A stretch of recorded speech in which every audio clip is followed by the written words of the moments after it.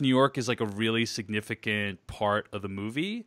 And it is it like another character, Dave? it's like another, it's almost like a character, its own character with its own like inner life. Anyway, it's a great part of the movie because of the way it's shot and lit. It shows you a side of New York that you usually don't see in these kinds of movies. It's like very gritty and dark, and it feels like it's lit using only available natural light. So anyway, Robert Pattinson is amazing in this movie. I mean, like, I would say he has fully made the leap from, Twilight heartthrob to a legitimate acting force that it must be reckoned with. Between this and Lost City of Z, I think he's shown that he can really, and even you could argue like other movies that he's done, like The Rover, he really can immerse himself into these roles in a way that I find very impressive. So he's done a bunch of Cronenberg stuff. Like I'm actually impressed by how much he's worked to commit to just doing like really weird, odd roles. And that's the sort of thing where when you're one of the biggest stars in the world, it's rare to see somebody step back and do that. Yeah, like he doesn't have to do any of that stuff, he could just coast on his celebrity, but he chooses not to, and that's kind of inspiring. So he is amazing in this movie, and really like is almost unrecognizable. But the way this movie moves, good time. I'm gonna try to give away pretty much nothing about it and just say that this movie moves. There's a lot of momentum to it. And I really appreciated the racial subtext as well. Like, basically, Robert Pattinson plays a white dude, but throughout the course of the movie, takes advantage of, abuses, and does other bad things to minorities. And it's kind of a commentary on white privilege in a lot of ways. And so I really appreciated the movie and would recommend you check it out. The movie's good time, and it's available in limited release right now. So that's good time. Moving on in terms of what else I've been watching this week.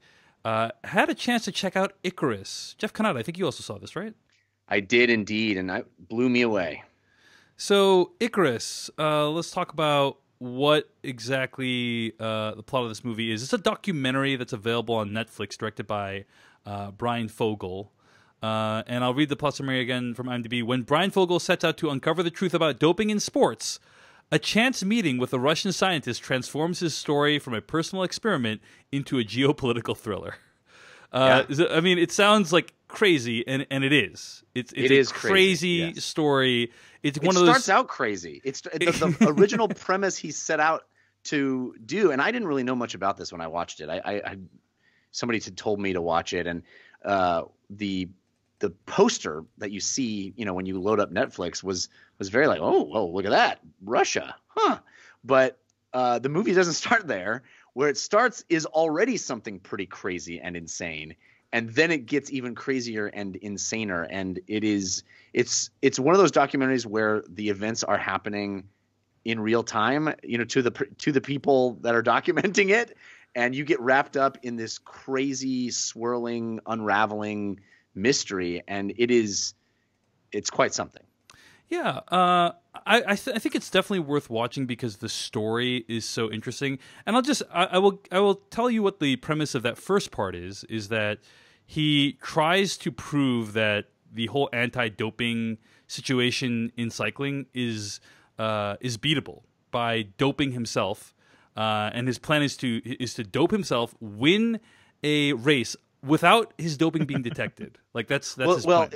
Yeah, I think moreover, he's basically trying to set out to recreate a lot of what Lance Armstrong did, but do it on the amateur level so that it's not a big deal, but to prove how it was done, to show exactly how it was done. And he sets out to get experts that will give him a regimen of human growth hormone and steroids and all the things that, well, not all the things, because I think, Lance Armstrong got into like blood swapping and stuff, which he doesn't seem to do, but a real regimen of doping that he will then take to the amateur level to just try to improve his own time from the previous year. Yeah. Yeah. So that's like the first 10 minutes of the movie. Right. But that already is nuts. Like just that idea of, it's kind of it's like Super Size Me, but you're injecting doping drugs into yourself. Yes. Right? Yes. It's Super Size Me for a human growth hormone. It's crazy. So I'm not going to say anything that happens after that moment in the movie, except to say that the events are fascinating and have massive geopolitical implications. According to the movie, which I don't know that I fully buy, according to the movie, world-changing implications, right? Oh, man. Like the Well, stuff that happens in the movie.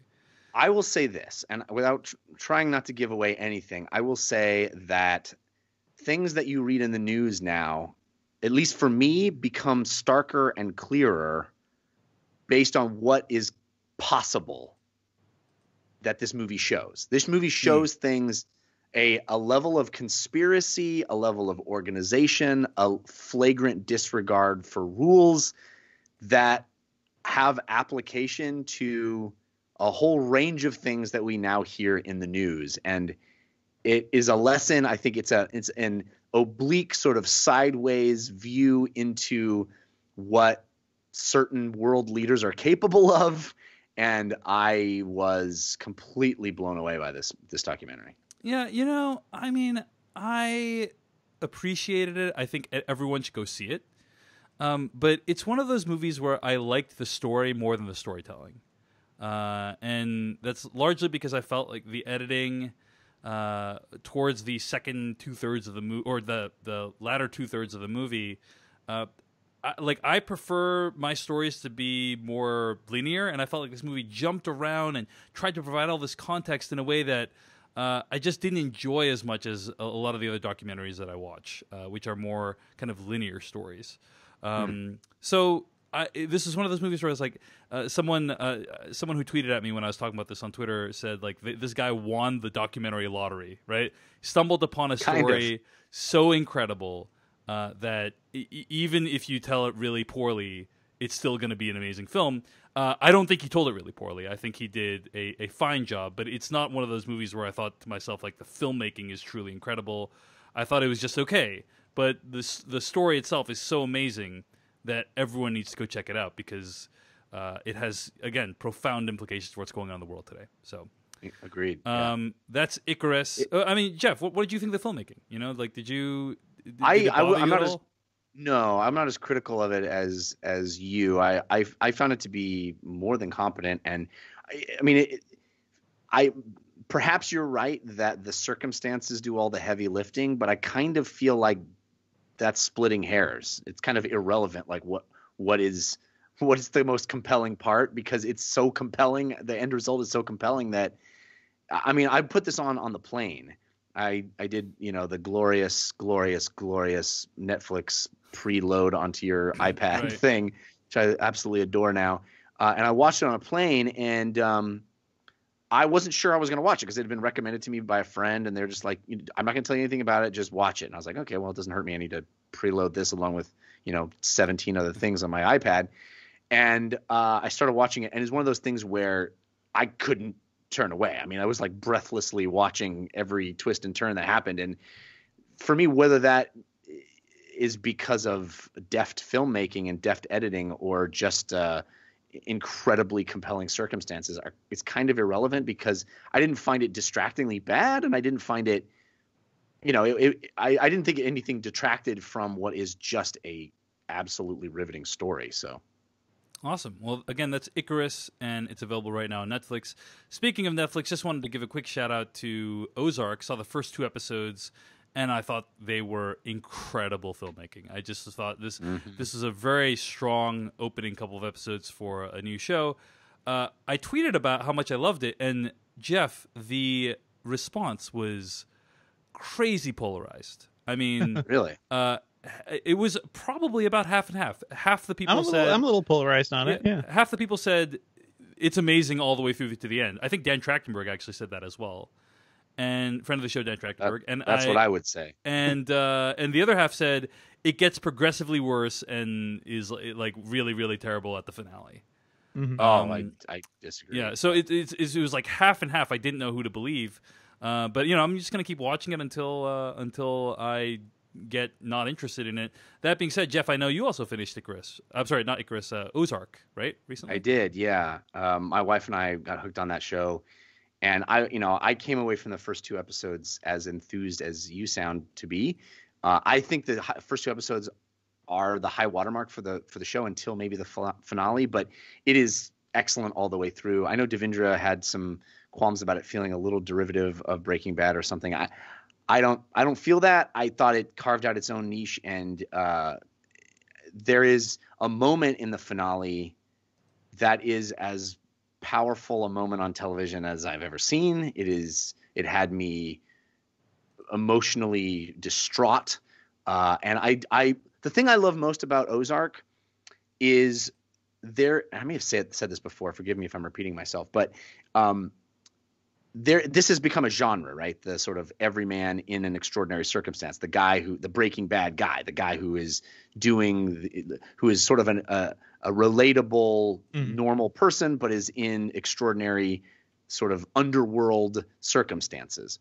And almost always the game of those shows is how long can that person maintain the lie? You know, the Americans, they're living the normal life and their neighbor is a FBI agent. And how long can they maintain the lie that he's going to come into the backyard and see the crazy thing that they left there? You know, Walter White, his brother-in-law is the guy who's investigating the thing. How long?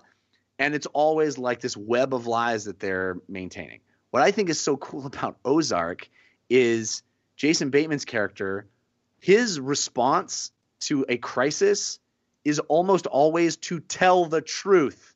And it's such a cool tactic. Like, I've never seen a show go with that. He tells the truth. And it is so different than I've ever seen a show handle that. And it's so puts me back on my heels and seems so unexpected and is such a bold, brazen response to crisis. I love how unique and interesting that is and how on the edge that feels. It's like, oh my God, this character is literally just saying what is really going on to a person. I loved it all the way through. I can't wait. I'm so excited that there's a season 2 they've announced. I just think this is a new favorite. That's Ozark. It's on Netflix, and I don't know which half you fall into, whether you're the love it or hate it half. But you can be in between. I'm a little in between. All right. I mean, how many episodes have you watched? It's not all black and white. I've seen 3 episodes so far. There's definitely a moment in the second episode that just had my bullshit meter kind of all the way up, because you know, there are aspects of it that are definitely unique, but this show is Breaking Bad, guys. Like it is just Breaking Bad, but pretty much you're at the final seasons and the entire family kind of knows what's up. I wish there was more to set it apart, and that's the thing. Like, I just keep having this nagging feeling like, oh man, this is so much fun, but it's really plot heavy. It never gives you time to like. I never really cared about the characters or what they were really getting into, because it just thrusts you into it, right? Whereas, you know, Breaking Bad and most other shows, you have that build-up period. You have a little time to kind of get used to what's happening. Yeah, Breaking Bad would take like a whole season to get to where the pilot begins, you know? Yes, for sure. Seasons worth. You know, that being said, I am still under its spell right now, and we'll see how long it takes for that spell to wear off. It is somebody described it as like a Netflix algorithm show, right? Did you like Sitcom Star in drama about doing bad things to protect family? Well, have we got a show for you? And that kind of just always stuck with me. It is enjoyable. It's really enjoyable. I just wish it was a little more. That's all I was asking for. Yeah. All right. Well, that's what I've been watching. Jeff, we've already talked about a few of the things you've been watching. It looks like you've also seen the new DuckTales, right? Yeah, they made the first episode available on YouTube. Did either of you guys watch it? Nope. Is this like, did you watch it with your kid, or did you just watch it by yourself, Jeff? No, my kid is under sub 1. He's not watching anything. He can still understand DuckTales. No, he can't. Things. Okay. He can't. I think, honestly, to be quite honest with you, I would bet a significant portion of the audience of the new DuckTales is people my age who remember the old DuckTales. I think it is clearly aimed to capture nostalgia as much as it is to capture new kids. But it's great. It's really fun. And I'm not entirely certain I love the new art style. It is a very flat, thin-looking art style, if you know what I mean. The Is old it CG or is it no, 2D? it's 2D art. Okay. But the old Disney style was very colorful and very rounded. Like everything was shaded and it felt chunky. You know what I'm talking about? Those old DuckTale cartoons. Everything feels rounded. This feels flat. This feels very 2D, very hard edges on everything, very kind of pale. And I don't know if I'm entirely in love with that yet. It's very modern. This is a very different style, but yeah. Yeah, it's almost minimalist in a lot of ways. So I don't know how I feel exactly about that, but I think all the voice work is excellent, although I'm very jealous that I was not called to do Donald. Anyway, Yes. Nice. Thank you. Are you okay? Are you okay? Okay. Yeah, that's pretty good, but I'm also afraid that you're hurting yourself, Jeff. I want this for the Logan Lucky review, just all of it. Just do all of it as Donald. Anyway, it's great. All the favorites are back. There's some real fun. It's fun. It's a fun nostalgic trip for me. I dig it, so I'm into it. Yeah. Also, the Vanity Fair recently released a story called "The Story of the DuckTales Theme: History's Catchiest Single Minute of Music." That was a catchy theme song. That's a great piece. Yeah. How could you can't deny it? It is. It's life is like a hurricane here in Duckburg. Yeah. Race cars, lasers, aeroplanes. It's a duck blur. Yeah, it really is duck blur. Because how the hell else are you going to rhyme Duckburg? What is a duck blur? That's my question. You've written yourself into a corner by it's just a bunch of ducks running around. Yeah. Bringing up the name of the town. Yeah. Why did we have to write it in Duckburg? Yeah, that is tough. But they wrote themselves out, Jeff. They wrote themselves out. It's just as easy. By inventing the concept of duck blur. It's a duck blur. Devendra Hardawar, what are you watching this week? I did want to talk a little bit about Game of Thrones now that season 7 has ended. It's funny, like I enjoyed most of the season, but I'm seeing a lot of commentary, especially from you, Dave, about how much it's fallen, and I can totally see that. Although it's funny that I guess it's funny that you love Ozark so much, where Game of Thrones feels like it's doing so many of the same things, like just how plot heavy the season has been. And I can see how that's kind of jarring, right? It doesn't feel like the same show it was for the first few seasons because things are happening so quickly. Characters are moving around much faster, and like plot lines that they've been simmering for a while are finally done. And that gives the show a very different feel. And the fact that we didn't have as many episodes, although we had a couple extra long ones, I think all that like just made the season feel a little rushed. But there's still moments of greatness. There's some amazing moments this season. And I did feel like I think I felt more fulfilled with this one than like maybe the last two. The last two seasons? Yeah, the last two seasons. Just because it feels like we're actually going somewhere rather than just kind of, worrying about the inevitable winter and, the Army of the Dead that's been marching south since season 1. It does feel like things are happening and we know why they're happening and they're kind of justified and grounded in characters and logic. So I dig all that. I wish this season had more room to breathe. That's the bigger problem. Because, yeah, some things do happen super quickly. I saw Annalie Newitz, who's over at Ars Technica now. She's describing it as more like a CW show where things just kind of happen, like in a single episode. Like, people will fall in love and then hate each other. And then like all this redemption will happen in a single episode. And we're just kind of moving so quickly. So I can understand why, you may be disappointed with the season, but to be clear, I was hugely disappointed with the season, but it was not because things were moving quickly. It was because, in my opinion, characters were behaving illogically and against kind of what the show had set up those characters to be like. So, so it wasn't about the fast moving around like that. That's mildly irritating, but it's not a deal killer for me. Well, not even the fast moving around. It's more like, every time people see each other, like they recount their history. Like, remember when we fought this battle in season 2, and you left me in season 4? How dare you? It's like let's just get straight to the plot. Cut the foreplay. Yes. Let's just talk about how we're related. It's pretty much all plot. But there's certainly a lot of great things about this episode, this season, I should say, and some really spectacular, memorable set pieces. So it was not a total waste of a season by any measure. I will say, very much like Ozark, this is a season, I feel, that has really cut the Game of Thrones fandom in half. Jeff, I saw you rapturously celebrating, episode 5 of the show. There's only 7 episodes this season, but I saw you were a big fan, and then it looked like there were a bunch of people that really gave you crap about that opinion based on your future, subsequent tweets. Yeah, well, I that's true. I mean, it's whatever. People are entitled to their opinions. It's fine. I think this is the best live action fantasy set show of all time, or anything fantasy set. Anything. I mean, I think it trumps Lord of the Rings films. I think it's better than them. It's doing fantasy in a live action way better than anything has ever done it before. And this is coming from a guy that had trumpeted the books and was always a book devotee.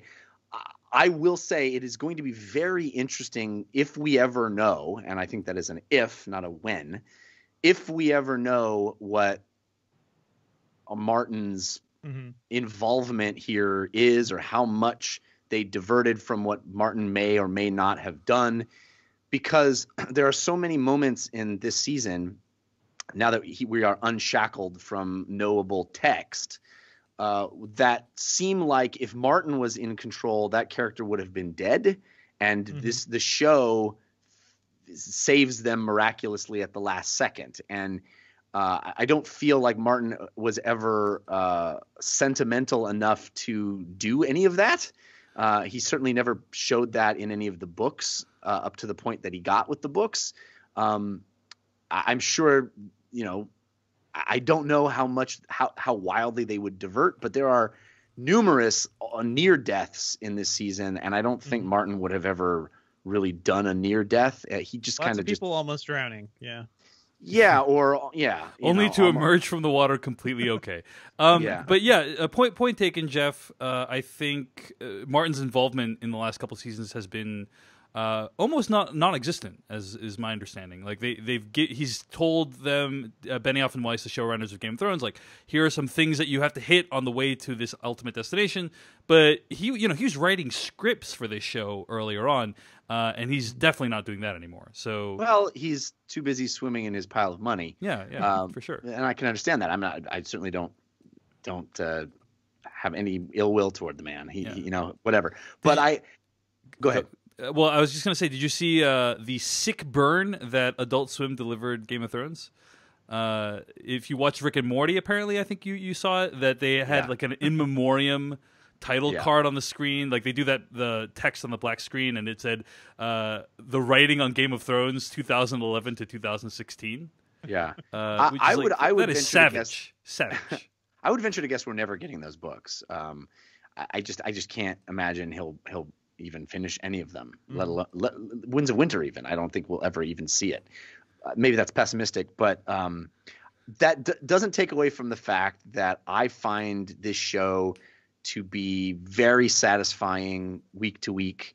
I think the quibbles that people have are fine and are justified. You show me a map of Westeros and show me how long it takes people to get places. Yeah, I get it. Show me some. I understand not understanding why somebody can emerge from the water unscathed, just because he's awesome. I guess I get all those quibbles. Like those are significant. And not to be I feel like I actually really enjoyed listening to the best of / filmcast that we released last week, and I feel like the Jeff that completely obliterated Chappie would not have been okay with the things that you just said, Jeff Canada. Well. Okay, but anyway, I'm sorry, I'm interrupting. They are minor blips in a tapestry that is much better woven than almost anything else. It is the seeds.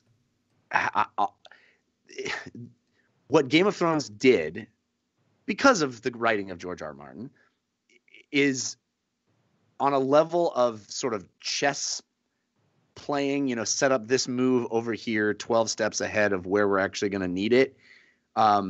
It's done better than television has ever done that. It just doesn't happen.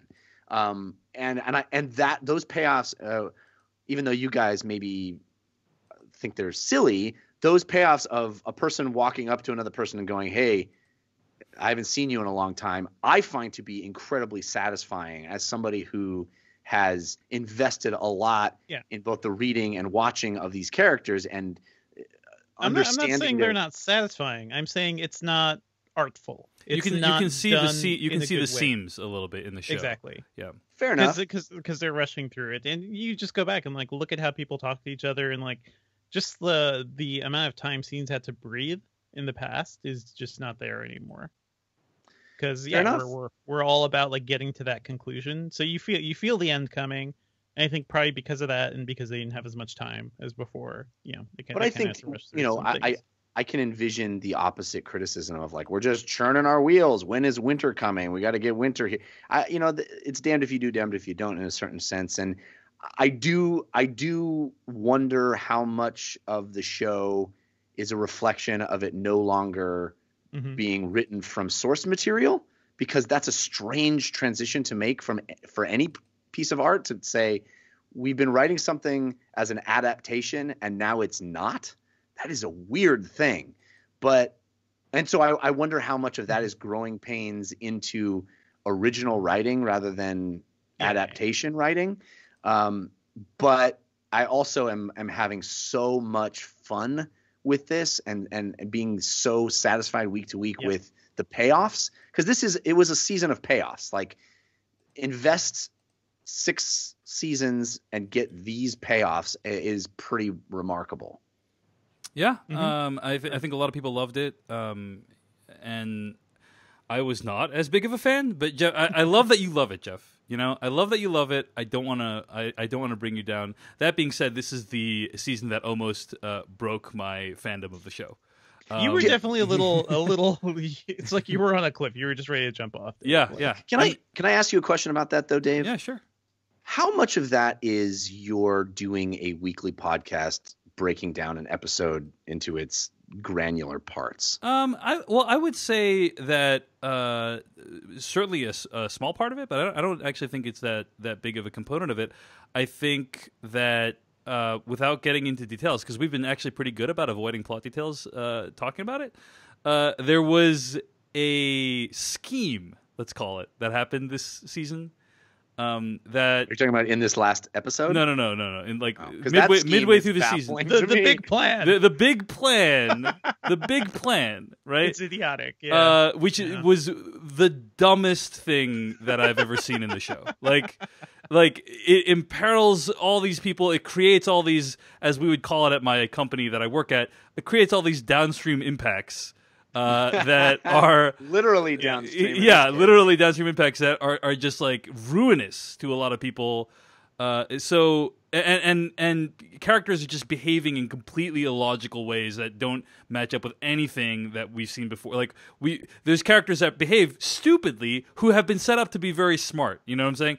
And I just found all that stuff to be very challenging to get over. I thought the finale did a lot to bring it back. It really... There was a nice reversal in the finale, because I saw a lot of people complaining about the relationship between 2 specific characters. Yeah. Which I think was just badly portrayed. It was badly done in the show, yeah. Then it was like reversed in a smart way, I guess, in the finale. But I don't know if it was quite earned. Agreed. But it was a good scene. So that's the thing. Like, I understand it's enjoyable, Jeff. I'm enjoying it, but I think just like with Ozark, and it's kind of what we do here. Like, as you're eating, your fried chicken, as you're eating this meal. Let's just think about it. Let's just okay. Well, the way someone put it on, they wrote into Cast of Kings. They said Game of Thrones used to be steak, and now it's popcorn. It's not even hamburger, because hamburgers it's like sliders. Hamburgers are filling. Like, popcorn is not filling. You can eat a ton of it. It's enjoyable, but it's not like as substantive as it used to be. I think that's actually a fair assessment. But I would go further, and this is gonna, I'm sure, indict me to a lot of people, but I would say the conversion from steak to fast food happened when it got converted from a book to a television show. So that I already accepted that. We are done here, sir. It already. You also said it was better than Lord of the Rings at this point, and I don't even know if I agree with that. It's better than the Lord of the Rings movies. Yes. So Jeff, to answer your question, I mean, I've spent over 100 hours podcasting about Game of Thrones. So. You're like, I think you're right on some level that like maybe that could impact my quote unquote ability to enjoy the show, but I think it's because I really love the show. I do think it's one of the greatest filmmaking accomplishments ever in the history of the medium. But it's because I love it that I'm so bummed that they are fucking it up so badly this season. So like season 6, I thought was incredible. I mean, the finale of season 6, mind blowing. Like my mind is still like pieces of my brain are still on the wall from how amazing that season finale was. So it's not like I've lost the capacity to enjoy the show. I just felt like the way they did some things this season really rubbed me the wrong way. So don't begrudge you guys loving it unless you are part of the group that is like attacking me personally on Twitter and on email. But yeah, a lot of people loved this season. Some people were not as big fans. I think it was a very divisive season. Would you agree that it's a very polarizing season, Jeff? Well, you can't deny that. Yeah.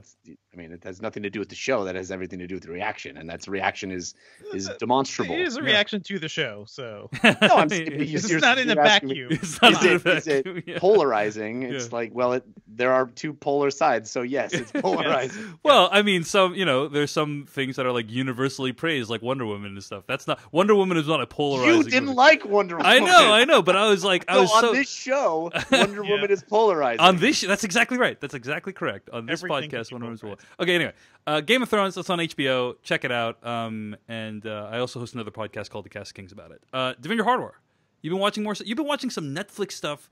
I want to hear about Death Note. Yeah. You saw this Death Note. A lot of controversy around Death Note, whether it's whitewashed, but more controversy about whether it's a terrible movie. It's any good, yeah. It is a very terrible movie. It is very bad, and I feel bad just for having watched this because I'm a fan of the comic and the anime series.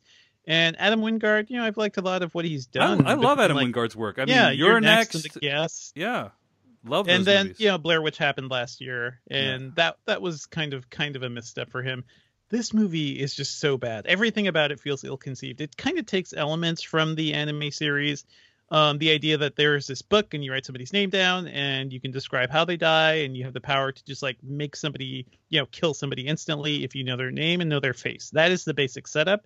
It is sort of like this movie basically turns into Final Destination, as if the protagonist was in charge of how the killings were happening.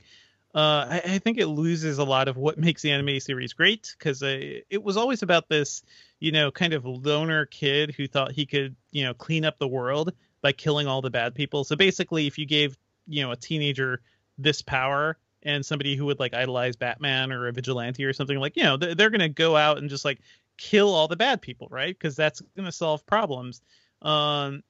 It does share that with the anime series, and then it just kind of goes off in weird directions, and just everything about it. It's terribly written, terribly acted. Nat Wolff, I don't know if I've seen him in things before. I know he's been like a lot of teen films. He brings nothing to this movie. The only really interesting things going on here are Lakeith Stanfield as L, he's the super genius detective that it has to try to figure out like how this somebody is somehow killing people remotely with magic, I guess. I don't know. So he's sort of like a Sherlock Holmes character. Tough case. It is a tough case. It is a very tough case. So you need like deaths, huh? the world's best detective to figure it out. And in the anime series, he's basically a kid, a really eccentric kid who has the power of Sherlock Holmes. And Lakeith Stanfield is playing that character here. I love him, and what he's doing is just like he's a little zany, he's a little eccentric, and perfectly fitting the role. And also Willem Dafoe as the death god that is kind of behind all of this, and just the like creepy laugh he gives and his voice, like he really embodies that character well. But yeah, everything else about this movie. Margaret Qualley is in this movie from The Leftovers, and I just felt so bad for her because this movie does nothing for her. The role does nothing. She is just saying the dumbest crap. It's a shame. Just watch the anime series. It's also on Netflix. Don't watch this thing. It's a waste of time. All and right. As for if it's whitewashing, I do think like translating a property like this to America and just like completely reinventing it, sort of like The Departed, and a lot of times foreign films are remade in America, that doesn't feel like whitewashing. If it was still a story like set in Japan and all about Japanese death gods in that way, that'd be a little different, I'd say. Yeah, if it was set in Japan and had white people, you mean? But Yeah. well, I think one of the issues I have not seen Death Note yet, but one of the issues people have had is that it borrows Japanese elements, but it has a white person as a protagonist. Yeah. So I mean, they could have avoided this by casting, an Asian American person or something, and that would have been great. Right. Anybody but Nat Wolff. My God. Well, I mean, Devindra, you have to choose the right actor for the role. So You do. anyway, apparently they didn't We're do the so this wrong time. actor But for yeah, the I've role. heard a lot of on my Twitter feed, at least, a lot of people pretty disappointed with this movie, and that's Everything a bummer. about it is just lazy. Yeah, Adam Wingard, I expect more. I expect like great set pieces. I expect like inventive stuff going on. The script is terrible. The direction is terrible. The movie just feels lazy, which is it's a damn shame. Yeah. All right. Well, that's Death Note. It's available on Netflix. And Devindra, Don't watch it. The Defenders. I did, yeah. I saw a couple episodes of the Defenders. I'm not in a super rush to finish this, but I have to say, I'm enjoying it. It is not as inherently fulfilling to me as like Daredevil was, or Jessica Jones, or Luke Cage. But it tries to. I Bring think you're forgetting Iron Fist in there, Devindra. I'm not forgetting anybody. I mean, that just never happened. Yeah. But yeah, it does bring all these characters together, and I think it does a good job of when it like focuses on the characters. It actually does a good job of mimicking the style of their show. So you'll go from like the blue tones of Jessica Jones to maybe slightly more neon red colors from Daredevil, and then straight to Luke Cage, and the soundtrack changes and stuff. It's a little jarring at first, but eventually they come together.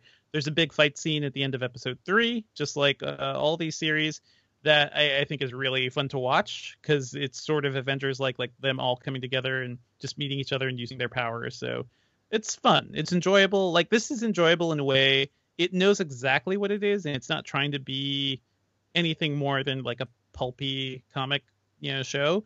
But it's watchable, and it's decently written for what it is. It is not like, the horror show that I was seeing with Iron Fist. So it's enjoyable in that respect. I do like that the show doesn't. They all spend time just basically shitting on Iron Fist, and that's pretty awesome.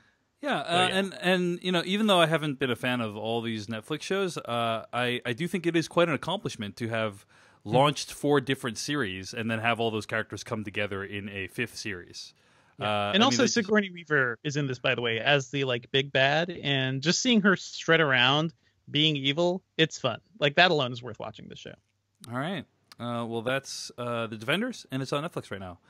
Let's move on, guys. Before we get to the news segment of this podcast, got to thank some people who donated to the podcast. Thanks to Mansour from Saudi Arabia, David S. from Sundbyberg, Sweden, Benjamin P. from Sydney, Australia, Francisca Terrell, Andrew Pycroft, Ryan R. from Mesa, Arizona. Thanks so much for your donations. Thanks also to new subscribers, Jeffrey Grubb and David Sillen. Hey, Jeff. Yeah. I know Jeff. Yeah. You guys know what's crazy? So I follow Jeff on Twitter. Jeff is apparently a listener of this podcast.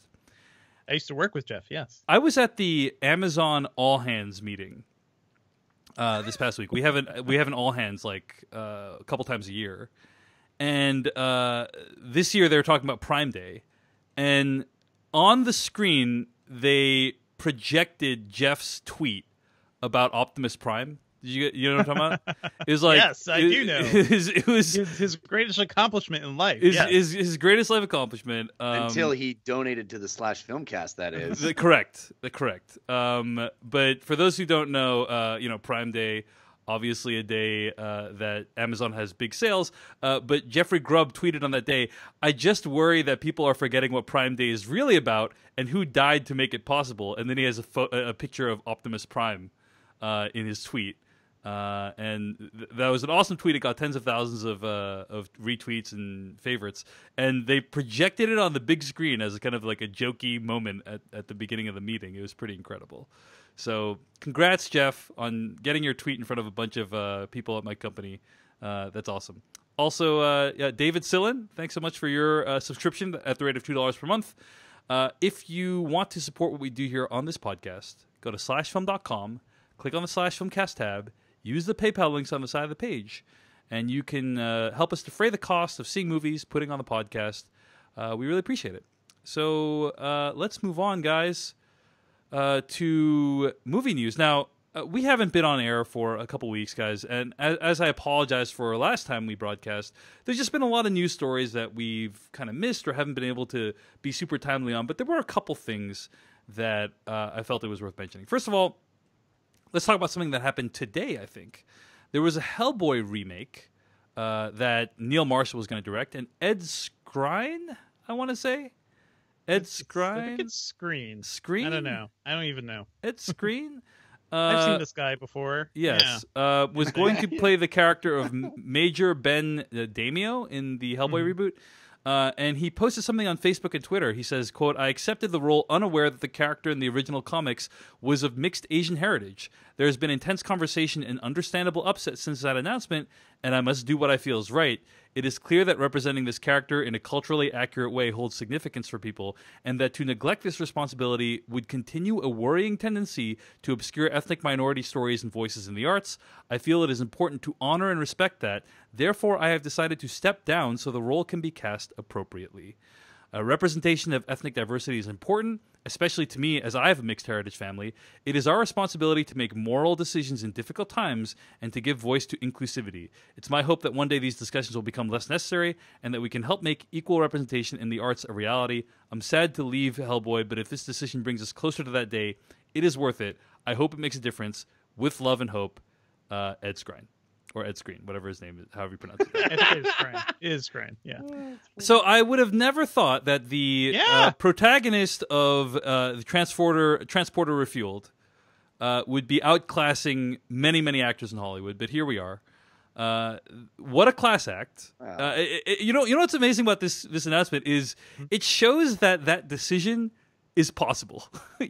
Like we've rarely seen you don't see like Scarlett Johansson saying, or whoever else stepping down from whitewash role saying, you know what, Jim Sturgis in 21, he's like, you know what, this character was actually supposed to be of half Asian descent, so I'm not gonna take this paycheck. I'm not gonna act with Kevin Spacey. I mean, as I've just explained it, that's a difficult decision to make.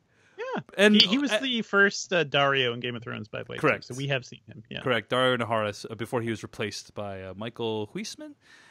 Anyway, so that's a possible decision, but as I've just described it, it's a very difficult decision that almost no one makes. Especially because, like, in a mild way, he's kind of throwing people under the bus on this one, right? Yeah. He basically took a really high road here, and he's forcing the studio's hand to be like, yeah. What's the studio going to do now? Like, are they going to cast like another white person? Because if they do, that would be pretty bad. That's going to go badly for them. That poor guy. He'd be like, oh, I got the part, I guess. Yeah. Oh no. But now what do I do? There's a reason. There's many reasons why people don't do this. It's because they're obviously giving up the money and the prestige that comes with an acting role in a big movie. But also, it puts the producers and the studio in a difficult situation. And Hollywood's all about relationships, and so there's a reason why people don't do it. But dude, Ed Skrein, man, props, yeah, respect. Yeah. That's awesome. This is, and by the way, like people, whenever I bring up stuff like this too, like talking about diversity and inclusivity and seeing yourself represented on screen, a lot of people just think I'm complaining, right? They think I don't know, like they're tired of hearing it in a way, or what's the point of bringing this up when we know what the problem is? But guys, it's this relentless harping as we do on this show. It's being a pain in the ass nonstop that makes change possible. That's right. And that forced Ed Skrein off the Hellboy reboot. No, I'm just go ahead. I think this guy did a really stand-up thing, and it's very, very admirable and selfless of him, which is rare in Hollywood.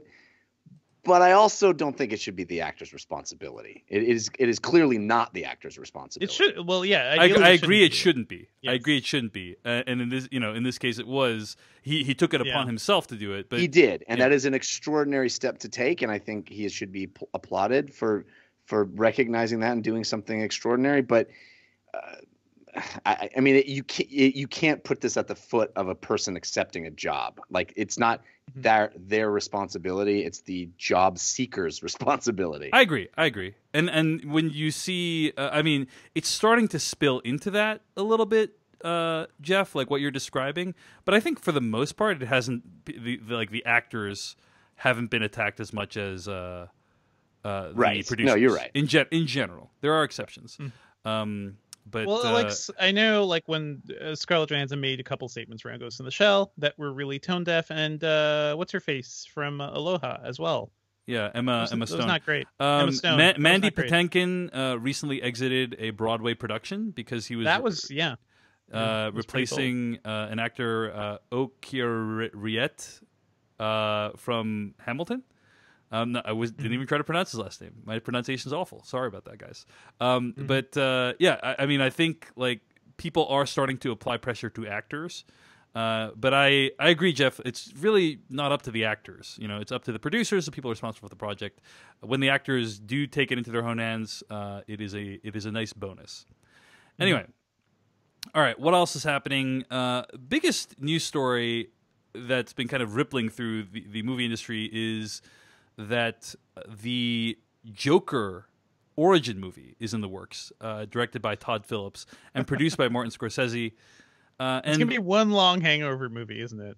He just wakes up and he's the Joker. You say produced by Martin Scorsese, and then you move on. Like that's not a weird thing. No, it's all weird. It's all weird. It's going to be co-written by Scott Silver, who wrote 8 Mile, and he's going to write it with Todd Phillips. And this is like the kind of second weird DC Universe news story to come out in the last couple weeks. Matt Reeves made some comments like that he kind of implied that the Batman trilogy he's making would not be part of the DCEU or the DC Cinematic Universe. And then later had to clarify his remarks saying, no, he's definitely part of the DC Universe, of course.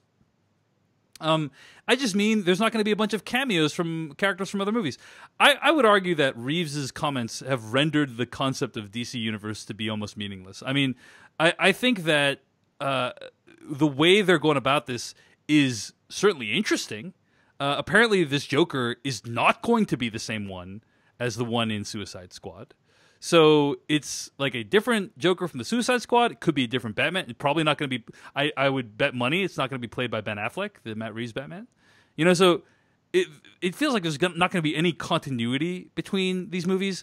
And on the one hand, that's annoying because, guys, come on, like tell a continuous story like what Marvel does. But on the other hand, hey, this studio is not doing what Marvel does. They're doing something completely different. They're reimagining these characters and their origin stories. And having like really, individual movies that focus on a very specific part of these characters' lives, and the style can be really different, unlike Marvel movies. Could be interesting. What do you think, Jeff Kanata? I think the smartest thing they could do is not chase Marvel. I think they should make all of these the best movie they can be in the style that they want that's right for that character. It's cool they're making Justice League movies. I hope those Justice League movies are good, but I think if you're interested in making the best movie you can make, it's really, really, really hard to make a cohesive universe where the same actor shows up in all the different things. It's hard. It's not easy. And why put that on you? Why even worry about that? The end result, I think, at this point it's already so muddled and weird. You're not going to get this elegant ramping up that Marvel did. Like that happened. It happened sort of against all odds. It's like a once in a lifetime event, maybe. Yeah. Marvel did it because they didn't actually set out to do it, right? They did it because it sort of presented itself, and it just sort of managed to happen. And everything fell into place in just the right way, mostly because nobody had ever done it before. So they weren't, forcing it. It just sort of organically came together. And it's amazing. And I love it because I'm a Marvel zombie from way back. But I don't necessarily think that has to be how all these things work. And I think there can be awesome DC movies in a sort of quote unquote universe of films that involve all these characters that don't all have to fit together like a puzzle piece. David Hardor, any opinion on this? You excited for this Todd Phillips Joker movie? I'm very confused by all these names coming together. I'm more wondering like why Scorsese is involved in this at all. But yeah, I likes money. I kind of hated everything about the Joker character in Suicide Squad. I don't think going back to the origins of this would be at all interesting. I just remember, you know what I was reminded of when I read the story is Kevin Smith joining the Slash Filmcast to review The Dark Knight many years ago, and how when Heath Ledger in The Dark Knight started giving his origin story, giving the Joker's origin story, Kevin Smith said, "Oh, this is the dumbest thing ever. The Joker doesn't need an origin story." Then Heath Ledger's character, the Joker, told the origin story again, and it was completely different. And then Kevin Smith was like, "This is the greatest thing of all time." You know, right? That it went from being true. It went from being the least interesting thing about the Joker is where he came from. Right. And the fact that he told it like multiple different ways, it's like more demented and disturbing than if he had actually had an origin, like a true origin story, right? Yeah, and it reveals that thing, like the story that brought me to this place is meaningless. The fact that I'm in this place and insane is what's important. Yeah. So not too excited about the origin story, but yeah, it is. They're definitely trying stuff over there at Warner Brothers with the DC universe. So yeah, we'll see if it succeeds. Okay, we got a bunch of requests to talk about MoviePass. So, MoviePass, for those who don't know, is this subscription service. You pay a set amount per month, and that you get to see like a movie. I think every day it was right, one a day, or was it an unlimited amount of movies per day? I'm not exactly sure, but essentially you'd pay between $15. Oh, here we go. You used to be able to pay like $15 for like 2 movies, and then up to $50 for unlimited movies per month. Right, is how it would work. And you know those prices were still pretty high for a lot of people. Like $50 for unlimited movies. There's not that many people that would use MoviePass. It started around 30, like when they first launched, right, and then it slowly crept up because, like New York, it's super expensive compared to other places. So then MoviePass basically got acquired recently by what appears to be a data mining company, and they slashed. I wonder what they're gonna do. Well, they slashed prices from they slashed it to $10 a month. $10 a month, flat fee, unlimited movies. I think it's 1 movie a day, right? So that's a great deal. And according to Deadline, it revealed what MoviePass subscribership was like before this. It was last December, MoviePass had 20,000 subscribers. So that's pretty low. But in the last month, they've added over 130,000 subscribers. So now they have over 150,000 subscribers, right? So that's like really incredible growth. In fact, the MoviePass website went down repeatedly when they announced the big change. So the idea is you pay $10 a month, you get to see a movie a day, right? And so like if you see one movie at night, a month, you're basically it's already like paying for itself. Yeah. Right? It's almost like it's too good to be true, guys. Yeah, almost like somebody got screwed at the company. Well, the idea is that they will mine the data. They're obviously losing money on the tickets, but you're giving them valuable, I guess, viewer information that they can't get otherwise. Anyway, so that they're going to then sell that data to help teach studios or streaming companies or whoever how to make better movies, I guess, or about movie trends. It's very unclear what they're going to exactly do with the data. But suffice to say, like it's the data is now the object now. Well, that's what's that famous Silicon Valley quote that says, "If you can't figure out what the product is, the you product are the product." you. Yeah. So AMC has come out and said they're not cool with this plan, guys. They think that MoviePass is going to devalue the price of a movie ticket over time, and they don't want that, which I thought was pretty baffling.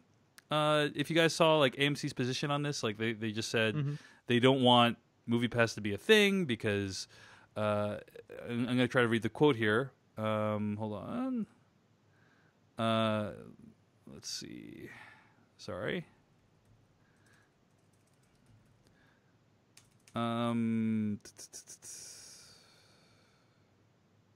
Here we go.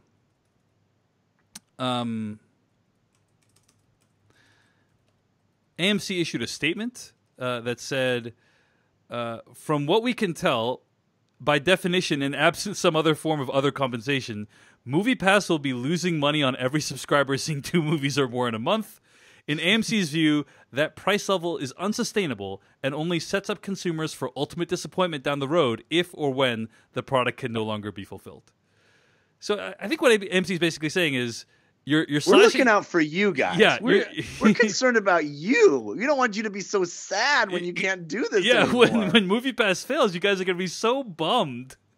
You'll We're be just gonna stop inconsolable it now, just to protect you. Yeah, let's just stop from it the now. future disappointment that you are inevitably going to feel. Let's just nip that in the bud right now. Like no point in letting it go on. Nip it in the bud. Yeah, but so I mean, selfless at the of same them. time, guys, like, are we surprised that AMC and other? I'm sure we'll see other big theater companies like come out against us I too. for one, am shocked that AMC is not for incredibly innovative things to change the movie watching experience. Well, what? How does this work? Does anybody know how this works? Does Yes. This has been around for a while. MoviePass like? Do they purchase the ticket at No, regular so price? you get from... basically a debit card. Yeah, you get a have debit an card. App.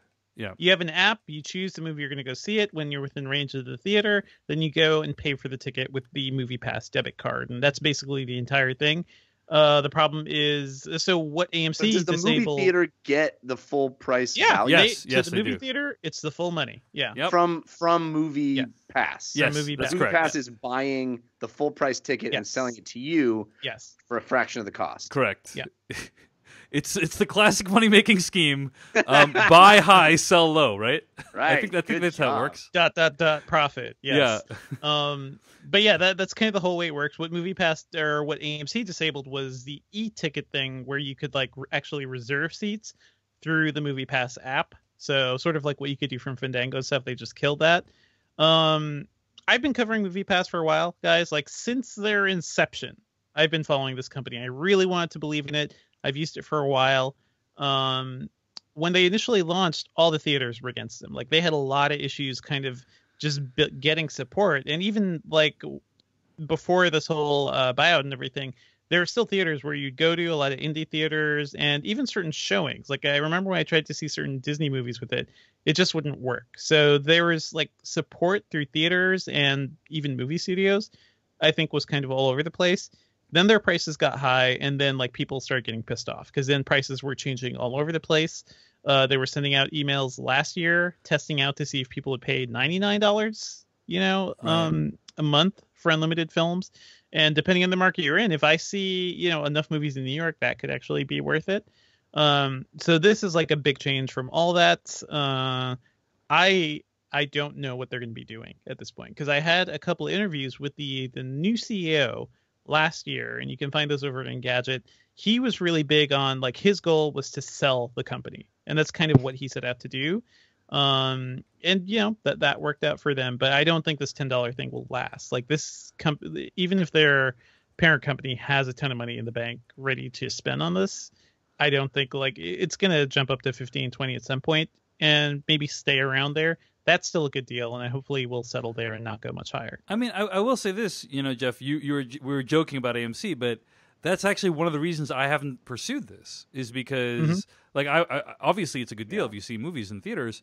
I have not pursued it because I am afraid it will go away, and it's messy when a subscription service ends and they have all your information, and I don't like my information being out there for a service that's not going to last very long.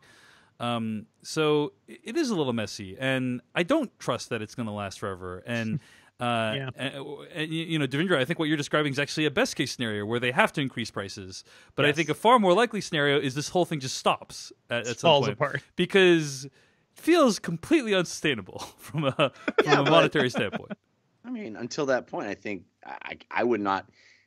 I don't know. I don't see why you would stay away because something is awesome right now and it can't stay awesome. I don't know. I remember hearing about this like 5 years ago at a party. Some guy was talking my ear off about this thing. He's like, I got this movie pass. It's crazy. I get to see as many movies as I want. I'm unemployed and I see a movie every day. It's amazing. And I was like, that can't be real. What are you talking about? And I remember learning about it. I never did take the plunge, it's kind of I think it's cool, man. If you can get the $10 and it can last you even just a couple of months, why not? It was good for a couple of years, and then it got worse. So yeah, we'll see. I'm actually going to re-up and try it out. All right, yeah, try it out. Devin, report back. I mean, the lack of ability to select an individual seat is a deal breaker for me, because I don't play that whole go in and pick a seat thing anymore. Screw that action. Yep. So that's a big deal breaker. And my theater that's literally across the street from my house now is AMC. So. The only way AMC can stop this, so they stopped e-ticketing, but only 6%. E-ticketing is only available at 6% of the locations that support MoviePass, so it's not going to make a big difference. The only way AMC can stop them is if they stop taking MasterCard, which you're basically not allowed to stop taking. Like, you can't refuse some MasterCards and not others, so they need to stop taking MasterCard altogether if they want to beat this thing. Which I'm sure there's some ad wizards at AMC thinking that up, thinking about how to do that right now.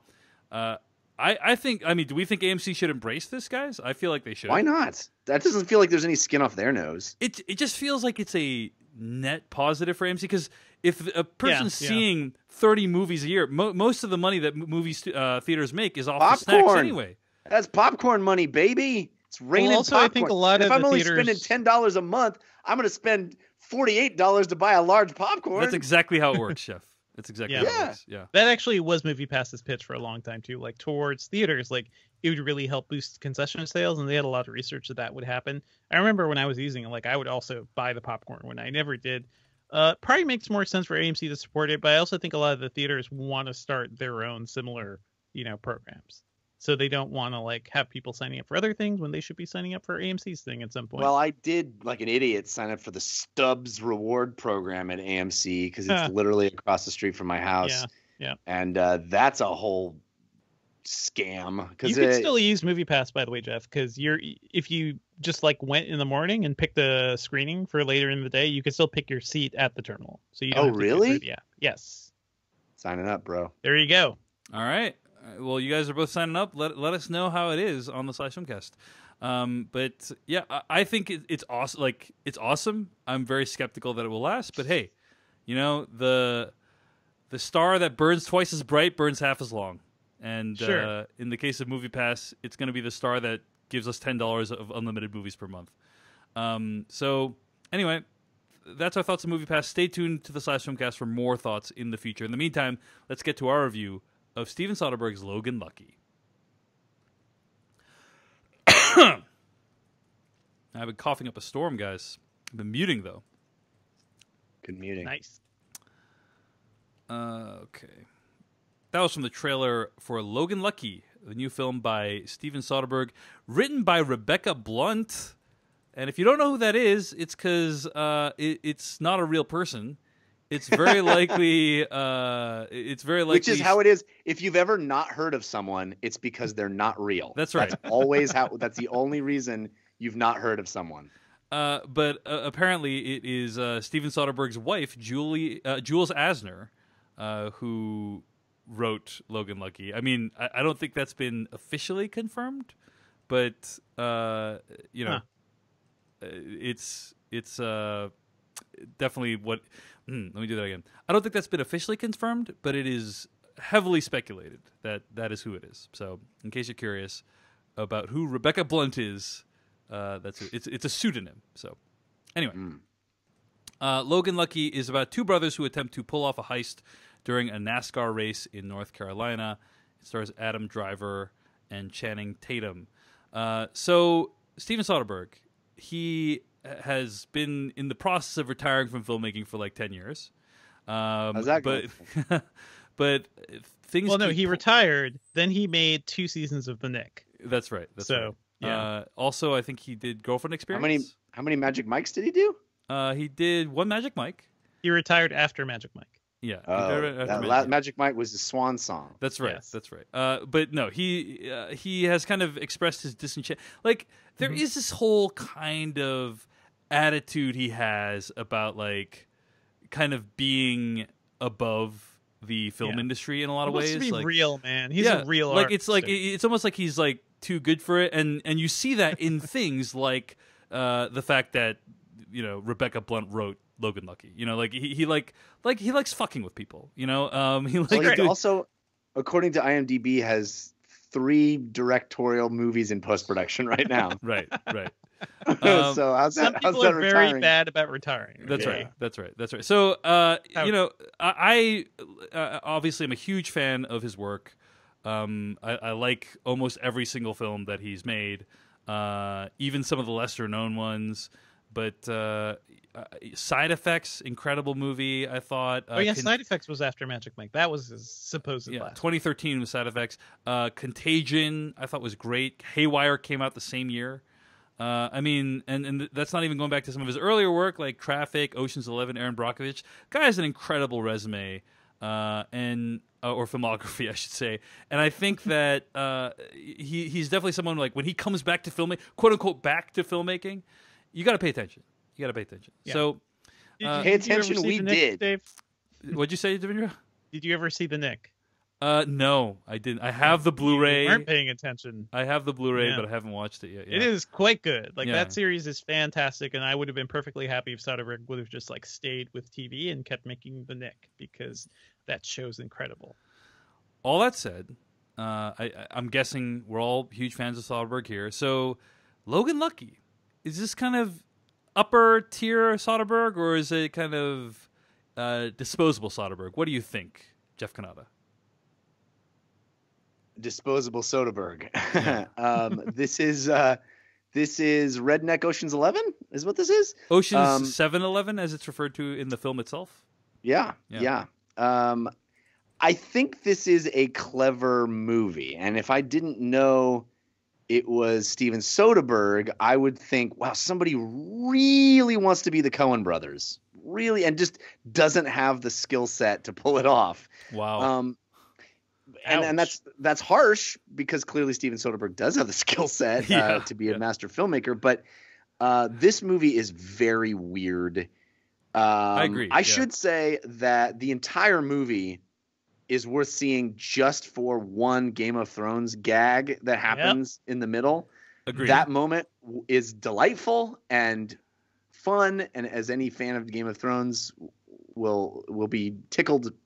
It's just perfect. I was thinking about, if you didn't watch Game of Thrones, that would be completely incomprehensible. Yes. No, it is so inside baseball to such a degree, and it lasts so long that people are like, what? But I love it for that. I love it for how deep nerd it gets. And it's a great gag. So right there, I'm happy that I saw this movie just for that. I also think, it's just, you didn't even list all of the people that are in this thing. It's chock-a-block with recognizable actors, some of which are doing great work, others of which not so much. Yeah, I know what you're talking about. Yeah. I love a good heist movie. I love a good heist. I love just the mechanics of a heist. I've always loved clever mechanics, just pure process movies, that are just, there's a James Bond can be like that sometimes, and Ocean's 11 certainly are like that. The Sting is one of my favorite movies of all time. I just love cool process trickery. Didn't see that come in. How are we going to get the, even Mission Impossibles are like that, right? How are we going to get the thing that's impossible to get? So there is a level of joy from that in this movie, but it comes out of nowhere because we do not get any kind of setup that the people perpetrating this are of a level of clever or resourcefulness or have the resources or have the wherewithal to even attempt the multi layers of brilliance that this movie shows them doing. It's very strange. All of the character setups are very strange. They're quirky for what feels like no reason. It's just quirky for quirky's sake, which the Coen brothers somehow managed to pull off, and it feels authentic and grounded and real and a slice of life of a very specific subset of Americana that they always manage to figure out a way to look at from a interesting angle. This feels almost exploitive of people that I'll be honest, I don't genuinely, generally speaking, much sympathy for. I'm embarrassed to say, but I almost felt bad. Like all these big A-list actors are kind of just like putting on redneck face and and almost making fun of them. Wait, how? Yeah, there's a healthy debate online about whether the accents and the performances are condescending to people in the South. And I think it's a movie about a bunch of idiots that do a brilliant thing, and I don't. I mean, so I'm seeing a lot of your points though, Jeff, but I have to say, like, 'cause I'm going to talk more about this, but this movie had such a warm heart to it. Like, it is so warm-hearted in a way. Like, it didn't feel like it had ill will towards this. And I don't know about the accents. That's the thing. I know, like, Channing Tatum's from Alabama. Like, he could probably give us a good Southern accent if he really wanted to. And I don't think he's, the sort of person that would want to shit on his own Southern heritage either. So, yeah, I'm not quite sure there. Yeah, I don't know. I guess I'm agnostic on this point. I don't think that it was mocking people in the South, but I would also not begrudge anyone who did think that. Yeah. I mean, it's like saying like Mark Wahlberg is like mocking, Boston when he does like a really thick Boston accent. It's like, oh well. I don't even think it's the accents, honestly. I think it's more the wall-to-wall trailer park lifestyle that just feels a little. It just feels a little. That's just how people cartoonish. are living, Jeff. Yeah, They're just trying to live. I didn't Let find them it. live. I didn't find it to be condescending, but again, I don't begrudge people that do. And So. a lot of Coen Brothers movies are also filled with idiots, like just stupid people failing to get their plots going. So yeah, that's the thing. Like, I just don't know how this movie is very different. This movie's a cartoon. This movie's a cartoon. Okay. I agree. So Jeff, I agree with a lot of what you said. Yeah. I think my the big thing I have a problem with this movie. So I like the movie overall. It's enjoyable. It's a trifle. It's an inconsequential trifle. But I think that the thing that kind of bothered me is when you watch like Ocean's 11 and you compare it to this, I feel like it's easier to believe that Daniel Ocean is a criminal mastermind. More so than it is to believe that the main character in this movie is Channing Tatum, who plays Jamie Logan. Because Daniel Ocean talks real good and dresses good. I was gonna say, is that revealing? Is that revealing my inner prejudices? It's because Daniel Ocean is set up to be a guy who has done this many times, and this is the thing that he does. Right. And this guy is not set up that way at all. He's a dude who just decides one day to do this and comes up with the most brilliant multi-layered plan any human has ever come up with. I do wish they had improbable on every level. I do wish they had done more to set up Jimmy Logan's genius early on in the movie. Like if they had showed like, oh, he's not good at finding a job, but he's good at X, he's good at Y, he's good at Z, all these things you need to be a criminal. That would have made it a far better film, in my opinion. But they didn't do any of that, so that was a little disappointing. That being said, Devindra, it sounds like you probably liked the movie the most out of all of this. What do you think? Yeah, I am both shocked and disappointed in both of you. This movie is fantastic. This movie is pure joy. I think of moments from this movie, like I just laugh to myself in the middle of nowhere. Like it's so joyous and it's so fun. And yeah, I agree that the main plot mechanic of like how this heist went down probably could have been explained a bit better if they had like telegraphed it maybe a little more. But honestly, that didn't even feel like that's not what I really enjoyed from the movie. I was surprised by how things ended up, but I love just seeing these characters and like seeing these two loser brothers trying to like do something with their lives and do something a little different. I love Daniel Craig in this movie. Are you kidding me? Daniel Craig is like woken up from whatever coma James Bond has put him in for the past couple of years, and he's having fun. He's playing Cotton Hill from King of the Hill in his like 30s as a bank robber. He's having so much fun. Everyone is having so much fun in this movie. Like, I just love the ride. And I think it's sort of like why I really love Ocean's 12 as well. Because I think that movie is just so smart about deconstructing the heist film narrative. And this film isn't as smart about that. But in terms of characters, in terms of like, giving us something it feels really familiar and it feels a little pat, but there's more going on there. There's an emotional center to this movie that I think is really strong, and it makes sense why he would do this. it didn't feel condescending at all to me, like about the South or about Southern Americans. And honestly, like that's something I'm starting to recognize more in other things, just because I end up spending a lot of time in the South these days with my family. So yeah, everything about this movie just felt so kind-hearted and so fun. I will give you guys Hilary Swank, whatever the heck she was doing in this movie. What the hell is Whatever she doing? she's doing, it's Whatever not. she's It doesn't. doing, It's not I working. know. What It's not is working. Seth MacFarlane doing in this movie? Yeah, we didn't need Seth MacFarlane. This movie is basically it's like Ocean's accents. It is just like everybody trying to give us their own like unique accent in a way. It's a cartoon. Which is, but that's fine if the movie is trying to be a cartoon. Like so many, I could describe so many Coen Brothers movies. Raising Arizona, like so many other movies are cartoons, and this is just one of those. And maybe because it's a little light and it's a little fun, we think it's trifling. But I think, you know, compared to a lot of the other stuff Soderbergh has done, maybe his more self-serious stuff that never really connected in a way. I think of like the Girlfriend Experience, the movie. That wasn't a good movie. It was an interesting experiment, but the way they really connected with that story was doing a TV show of it. So I think on many levels, like this just really works for me. It's not going to be an Oscar winner or anything. It's not going to be up, you know, next to his awesome run of like Out of Sight and Ocean's 11 and Traffic, but it's a lot of fun. And honestly, the sort of thing we don't really get as much during the summer these days. All right. Well, we're running out of time here, so I got to go straight to spoilers right now. So spoilers for Logan Lucky starting right now. I have to ask you a question right at the beginning here, because I do not understand what happened at the end of this movie.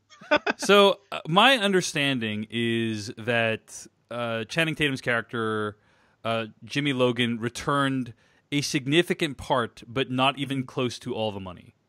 Yeah. And the final scene with Hilary Swank's character, FBI character, who that is like a cartoon character. That's the character that I feel like, that sells this as a cartoon for me, is because Not Seth MacFarlane?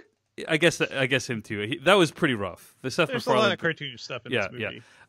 But so the idea, even though like there's like this incredibly self-serious final 20 minutes of the movie, so the idea is that he didn't return all the money. He only returned some of the money, and that the racing track was able to recover the money that wasn't returned via insurance. Yes. Because he's somehow an expert in how insurance works also? Yes, I mean he explains that at the bar at the end, that he put together that, hey, if I can sit on this for 6 months, I'll be fine. Based on not having a cell phone. Yeah, well, that was his insight into how. Hey, all you know, the Jeff, insurance you works. can go to the library and use the Googles at the library. So I don't know what the problem is there. But Jeff, like it does seem like you're breaking down the movie for the plot. Like there's so much else going on here. So What else is here's a going on question: here? There's nothing else going on but plot. in Did this the movie. final scene of Sadie, played by Farrah McKenzie, singing "Country Road, Take Me Home"? Did that work on you at all? Because I think for a lot of people, that's like the emotional core of the movie. That scene, it's either going to get you or it doesn't. And I think that's going to explain whether you like the movie or not. It was certainly the most obvious song choice to play at that point, but yes, it did get me. It got me because of her performance, and Channing was there, and all that whole connection worked. You know, Dave, you love to assance things, McConaissance, all your assances. You like to assance things. There's one assance that nobody has acknowledged, and that is the John Denver assance that's happening in modern cinema right now. Here's gonna be my aborted boom goes dynamite joke today. I actually forgot to say it, but it's awful, and that's why I didn't use it. But guys, this week I watched a movie starring Catherine Waterston that prominently featured John Denver's "Country Roads Take Me Home" or "Take Me Home, Country Roads." That featured a group of ragtag people entering a complex and trying to escape from it. But enough about Alien Covenant. Let's talk about Logan Lucky. Enough about Free Fire. Let's talk about Catherine Waterston was in Free Fire. Yeah, I know, but John Denver. Yeah. John Denver's entering a place, not being able to get out. There's a John Denver song happening, and nobody's acknowledging it. That song has been in a lot of movies this year. It is a very odd coincidence. It's weird. It's as if like his estate just opened it up for a fire sale or something. Yeah, you know? yeah. It's very odd.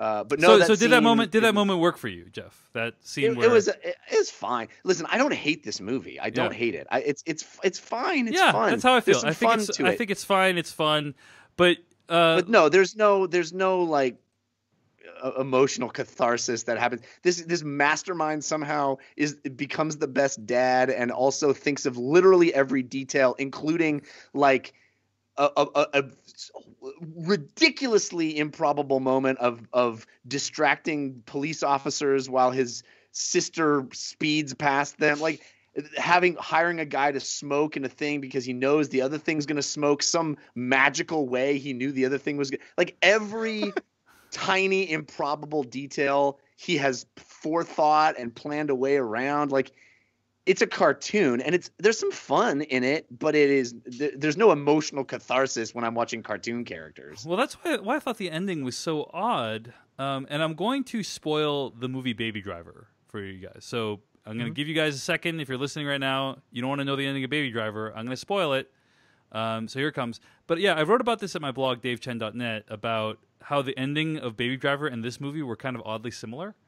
That it usually in these movies, like, think of Ocean's 11, one of the iconic heist movies. These characters, they look at this fountain at the Bellagio, and they walk off their separate ways, and they go off into the sunset, and everything's great. But we see two movies this year that are heist movies, Baby Driver and Logan Lucky, that have not ended that way. They've ended with some kind of protracted justice system, going about doing its thing. And I feel like heist movies these days feel like the happy ending of people like going off with their winnings is no longer enough. Like they because in our world of interconnectedness, like, we understand you can't just steal $2 million and make out scot-free without any consequences whatsoever. You need to have some kind of consequence. There needs to be some kind of investigation. There needs to be an ambiguous closing shot with Hilary Swank's character. And I do think it's an odd choice, but it is something that I thought, hey, two movies this year have done kind of that thing, and maybe it's becoming a trend that they don't want to do the conventional heist movie ending anymore. Right. What are we supposed to think about Hilary Swank's character? That she is going to continue to pursue them, or that she is somehow charmed by them in that last moment? I mean, it seems like she's figured it all out, right? Yeah, but they don't know who she is. And it just feels like she is waiting for the ball to drop. She's waiting for somebody to make a mistake. And, it's ambiguous, but I think it's kind of an interesting way to leave this. I agree with Devendra. It kind of complicates this happy ending in some ways, which I just think is just odd. Like, it's supposed to be a fun trifle. I find it odd that they're ending with this, this kind of very, very like ominous ending of Hilary Swank being there at the bar. It just seems kind of, it's sort of like the way Out of Sight had that sort of cat and mouse relationship. It does feel like something like that. It doesn't feel inherently ominous, but more like, she's going to have fun chasing them down. I'm not sure. I don't know. But relating to Baby Driver, by the way, like, that ending didn't work even as well for me. Like, just because that ending worked really hard to try to like completely nullify everything wrong that Baby did. Like, that movie worked really hard, and then there are deeper conversations too, like, could a character actually do all the damage he did and just like get away after a couple of years, even with character witnesses and everything? Right. Whereas this one, like, it's more uncertain. I think the uncertainty is more interesting. Like, Baby got out, he did his time, he got out of jail, he can live a happy life. We don't know where these characters are going, and I think that's a lot more interesting. I would also that. Go ahead, Jeff. No, you're still on that topic. Go ahead. I was going to change the subject. Go ahead. Well, I think that Ocean's 11 did a lot of aspects of this movie better. Brian Davids in the chat room is pointing out, like, maybe Seth MacFarlane should have been the guy they were robbing. I agree that, like, Andy Garcia's character in Ocean's 11 made a great villain, and that's kind of missing from this movie. But they have it all, right? They have it both ways, because literally every bow that can be tied up is tied up. I mean, they screw over that guy that wronged them in a bizarre, like, why did they walk into that bar at all? Like, what? Every little thing is so perfectly, like, this guy this guy not only came up with the greatest heist in history, he also figured out a way to break someone out of a prison, like and managed to talk all of the prisoners into being complicit for no apparent payoff to any of them. Although he does also pay off one of them, who like it's so over the top in its level of genius and level of everything being thought out that it just becomes like, well, it's a cartoon. It's so over the top that I just felt like other Soderbergh movies did aspects of this better. You know, Out of Sight did the cat and mouse thing way better. Ocean's 11 did the heist elements better, like by setting up this formidable villain. So it wasn't a bad film, like you said, Jeff. I don't hate it, you know. No, but I did think it's not upper tier Soderbergh for me. For me, it was beneath all of the talent involved, but it also was kind of fun. Yeah, it was kind of fun. Kind of fun is exactly how I describe this movie. So, anyway, Devindra liked it a lot more, and that's cool. Logan Lucky's out in theaters right now. You should check it out. I think like none of us disliked it, so it's worth watching. Worth watching just for the Game of Thrones gag. Exactly. Yes. 5 more episodes of this podcast at /filmcast.com. Email us at /filmcast@gmail.com. Our spoiler bumper comes from filmmaker Kyle Hillinger. Our theme song comes from AdamWarrock.com. Stay tuned to what we'll be reviewing next week. In the meantime, Jeff Kanata, where can I find more of your work on the internet this week? You can follow me on Twitter. I'm at Jeff Kanata, and I've got 2 video game shows, a daily video game show, which I would love for you to check out. It's only 10 minutes a day. It's called Newest, Latest, Best. You can find it where you find this on iTunes and Google Play or at anchor.fm/NLB. I also have a weekly video game show called DLC. You can find that at 5by5.tv/DLC. And I also do a comedy science show called We Have Concerns that you can find at wehaveconcerns.com. How about you, Devindra Hardwar? Oh, you can find me on Twitter at Devindra, and I write about tech at engadget.com. Find all of my stuff at davechen.net. Next week, we're going to be recording the epic conclusion to the Summer Movie Wager. Often one of our most requested episodes of the year. It's going to happen next week. So check out the summermoviewager.com or don't. Just listen to the podcast. Either way, it's going to be a lot of fun breaking that down next week. It's going to be fun. I predict it'll be a ton of fun. I think Find out the consequences. All right. Thanks for listening to the official podcast of /film.com. We're out.